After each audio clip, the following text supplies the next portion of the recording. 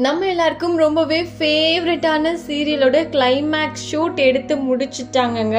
அந்த ஒரு அப்டேட்டோட தான் வந்திருக்கேன். எஸ், எந்த சீரியல் அப்படிங்கிறத பார்க்கலாம். நம்ம எல்லாருக்குமே தெரியும், ஜீ தமிழில் one of the longest running சீரியலாக போயிட்டுருக்க ஒரு சீரியல் தான் நினைத்தாலே இனிக்கும். ப்ரைம் டைமில் அவ்வளோ சூப்பராக பெர்ஃபார்ம் பண்ணிட்டு இருக்குது இந்த சீரியல். இன்ஃபேக்ட் 2021 ஆரம்பிச்சு 2025 வரைக்குமே அவ்வளோ சக்ஸஸ்ஃபுல்லாக போயிருக்கு. அதாவது 4 வருஷம் கிட்டத்தட்ட அவ்வளோ அழகாக கதையை கொண்டு போய் மக்கள் மனசுல நிறுத்திட்டாங்க அந்த சீரியல் அப்படின்னு சொல்லணும்.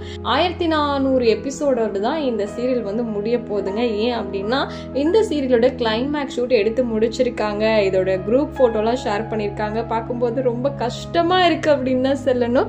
ஏன் அப்படின்னா, அதாவது இப்போ ராணி வந்து கன்சீவா இருக்கிற மாதிரி காமிச்சிட்டு இருந்தாங்க இல்லையா, அவங்களுக்கு குழந்தை பிறந்து தொட்டில போடுற மாதிரி அந்த மாதிரி தான் கதையை முடிக்கிறாங்க அப்படின்றதும் நமக்கு தெரிஞ்சிருக்கு. இது வந்து இந்த சீரியலோட ஹீரோ இருக்கார் இல்லையா, அவரே அப்டேட் பண்ணிட்டாருங்க.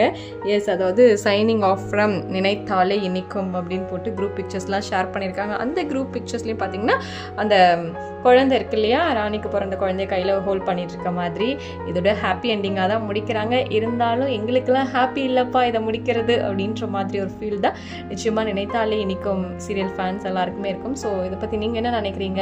இந்த சீரியல் முடியறது ஓகேன்னு நினைக்கிறீங்களா, இல்லை வேண்டாம் இன்னும் கண்டினியூ பண்ணணும்னு நினைக்கிறீங்களாங்கிறத கமெண்ட்டில் சொல்லுங்கள்.